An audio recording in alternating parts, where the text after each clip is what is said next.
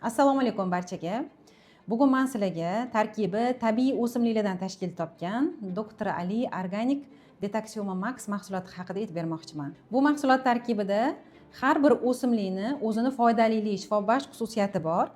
Shulardan bittasi anor sharbati. Anor sharbati Ibn Sino tabobatida sovuq quruq mizojli o'simlik hisoblanadi. U asosan yurak qon tomiri ishlash faoliyatida immunitetni ko'taruvchi, antioksidantlarga boy bo'lgan o'simlik hisoblanadi. Ikkinchi o'simliklarimizdan biri bu goji mevasi. Goji mevasi Xitoy tabobatida quvvat va salomatlik ramzi hisoblanadi. Buni foydali xususiyati Detoxium Max mahsulotiga qo'shilganligini boisi jigar faoliyatini yaxshilaydi, antioksidantlarga boy bo'lgan, ayniqsa qonni suyultirib, qon tomirlarini tozalash xususiyatiga ega va ko'rish qobiliyatini yaxshilaydi. Keyingi o'simliklarimizdan biri goji mevasi. Hozirgi kunda trendga chiqqan goji mevasi Sharq tabobatida salomatlik va quvvat ramzi hisoblanadi. Bu gojiga juda ham katta e'tibor berishadi.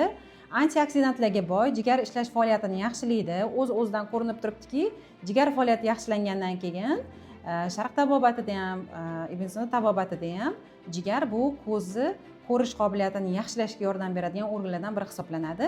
Shuning uchun ko'rish qobiliyatini yaxshilaydi. Gojida shunaqa xususiyati bor va vitamin C ga boy bo'lgani uchun immunitetni ko'taradi, quvvatni oshiradi. Keyingi o'simliklarimizdan bittasi papaya. Papaya mevasida va papayani barglari juda ham foydali hisoblanadi inson organizmi uchun. Uni tarkibida papain fermenti borligi uchun hazmni yaxshilaydi, ovqat hazmini yaxshilaydi, o't qopini ishlash faoliyatini yaxshilaydi va hatto qon tomirda flebodiyalar bo'lsa, tromblarda, blyashkalar, tiqilmalarni ketkazishga yordam beradigan o'simliklardan biri hisoblanadi. Qon tomirlarini kengaytiradi va elastikligini oshirib beradi. Undan tashqari papayada tozalovchi xususiyati bor, ya'ni ichaklarni tozalash xususiyatiga ega va metabolizmni yaxshilaydi, qora talonni ishlash faoliyatiga yaxshi yordam beradi. Undan keyingi o'simligimiz zaytun daraxti va barglari.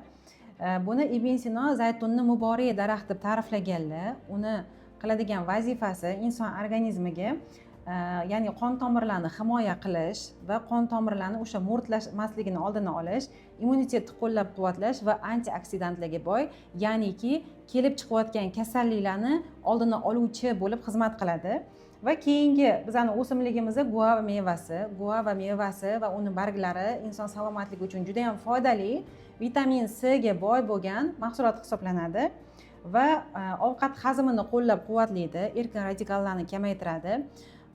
Organizmda yangi hujayra hosil bo'lib, o'sha hujayrani sog'lom yetishtirib berishga xizmat qiluvchi mahsulotlardan biri hisoblanadi.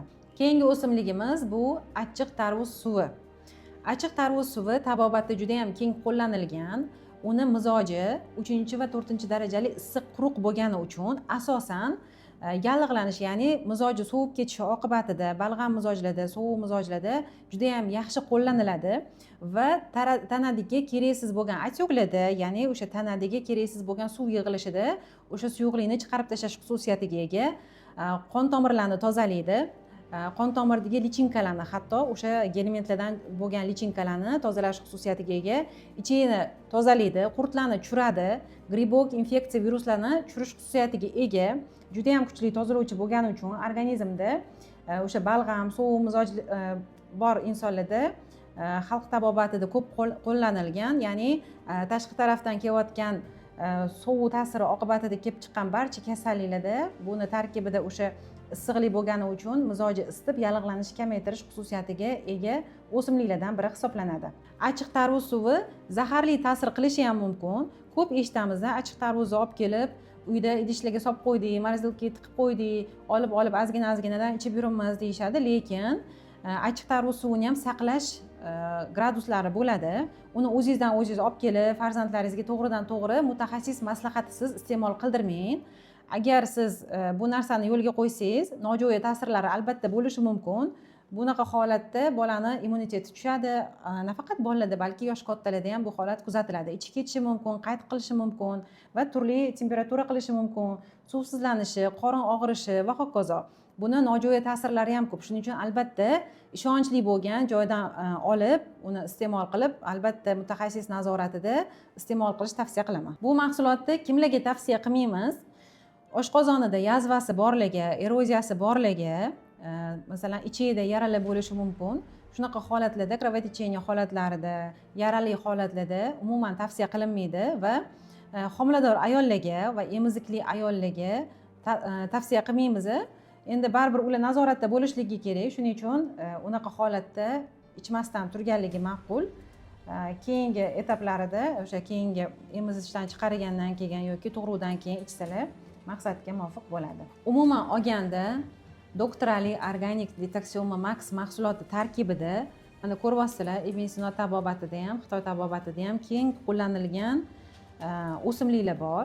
Bundan kelib chiqadiki, bu inson organizmiga nojo'ya ta'siri yo'q. Albatta, mutaxassis nazoratida ichganingizda foyda qiladi va Detoxioma Max mahsulotini ustida professorlarimiz ishlab, buni o'simliklarning har birini mizojini to'g'rilab, inson salomatligi uchun foydali, ya'ni jigardagi yog'larni eritishga, o't qopini ishlash faoliyatini yaxshilashga, jigar ishlash faoliyatini yaxshilashga va jigar asnosida ko'rish qobiliyatini yaxshilashga va yurak qon tomiri ishlash faoliyatiga ta'sir qilishiga, jigarni, buyrakni tiklash uchun foydali bo'lgan shunaqa ichimlik ko'rinishida chiqarishgan.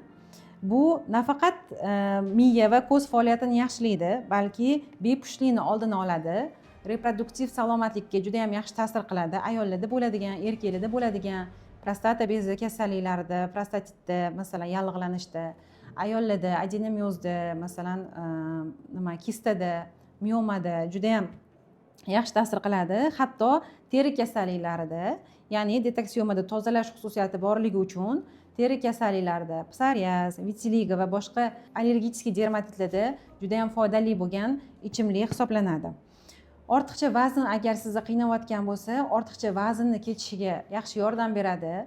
Ya'ni bizani har bir yegan oziqamizdan chiqqan mikro makro elementlar, qo'shimcha vitaminlar, oqsillar hammasi bizda ichaklarimizda so'riladi. Ya'niki bizani ichagimizni ishlash faoliyatini biz yaxshilamas ekanmiz, hech qachon yegan oziqamizdan chiqqan vitaminlarimiz, mikro makro elementlarimiz, bizga foydali bo'lgan vitaminlarimiz hech qachon ichakda so'rilmaydi. Shuning uchun albatta siz bir davolanish kursini boshlashingizdan oldin albatta ichak tozalaviga, jigar tozalaviga qattiq e'tibor berishimiz kerak, chunki ichagimiz bizani ikkinchi miyamiz hisoblanadi. Qachonki biz ichagimizni salomatligini ta'minlab bersak, ichakni ishlash faoliyatini, ya'ni ichakni varsinkalarini ishlash faoliyatini yaxshilab bersak va ichakdagi mikroflorani yaxshi tiklashga yordam bersak, o'shandagina biz yegan oziqalarimizdan, yegan salatlarimizdan chiqqan, kletchatkalardan chiqqan bizga foydali bo'lgan elementlar qonga yaxshi so'riladi va bizda kasallikdan asar ham qolmaydi. Shuning uchun hozirgi kunda juda ham ko'pchilik aytishadi, men har xil vitaminlar ichyapman, brend bo'lgan vitaminlardan ichyapman, bir yaxshi kompaniyalar mahsulotlarini olib ichyapman deyishadi. Lekin nimagadir natija yo'q. Ko'pchilik kollagen ichishadi. Hozirgi kunda magniylarimiz bor, juda ham yaxshi foydali bo'lgan magniylarimiz turlari bor. Lekin ichyapman, foydasini sezmayman deb mijozlarimizdan ko'p eshitamiz. Men turli xil vitaminlarni olib qabul qilyapman, kollagenli ichyapman, omega ichyapman, magniy olib ichdim, lekin umuman uyqum yo'q, asabim yaxshi emas, sochlarim to'kilyapti, tirnoqlarim sinyapti, terimda qarish jarayonlari ko'payyapti. Qalqonsimon bezda ham ishlash faoliyati juda ham keskin tushib ketgan yoki ortib ketgan degan gaplarni ko'p eshitamiz. Albatta sizda qanaqa kasalliklar bo'layotgan bo'lsa ham, birinchi o'rinda siz tozalovni amalga oshirmas ekansiz, unda sizni butun olib ichgan firmenli dorilaringiz befoyda bo'ladi. Shuning uchun albatta inson organizmini tozalash uchun kerakli bo'lgan faqatgina foydali sertifikatlarga ega bo'lgan, qonuniy ishlab kelayotgan mahsulotlardan foydalaning. Hammaga ham aldanib qolmang, chunki hozirgi kunda internet rivojlanib ketgan va juda ham ko'pchilik internet orqali zakaz qilib mahsulotlarni olishyapti. Olsangiz ham ishonchli bo'lgan joylardan olib iste'mol qiling va mutaxassis nazoratida bo'ling. Agar sizda ortiqcha vazndan qiynalayotgan bo'lsangiz, jigaringiz yog' bosgan bo'lsa, yurak yog' bosishi bo'lsa, albatta jigar faoliyati sustlashgandan keyin yurakka, buyrakka va bizani ko'zimizga juda ham katta ta'sir bo'ladi. Nafaqat bu organlarga, balki barcha organlarga shikast yetkazishi mumkin. Shuning uchun jigarni birinchi o'rinda tozalashimiz kerak. Jigar bizani filtrimiz hisoblanadi. Jigarda agar shunaqa muammolar kuzatilayotgan bo'lsa, albatta siz kurs lecheniyani har 3 oyda qaytarishingiz kerak.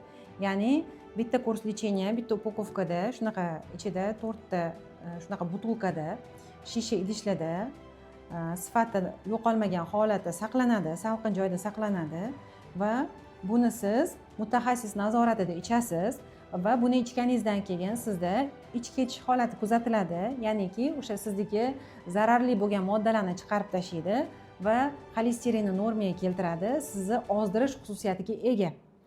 Diqqat bilan yana ham bir diqqatli bilan eshitishinglarni xohlayman. Oshqozonida yazvasi bor, ichagida yaralari borligi mumkin emas.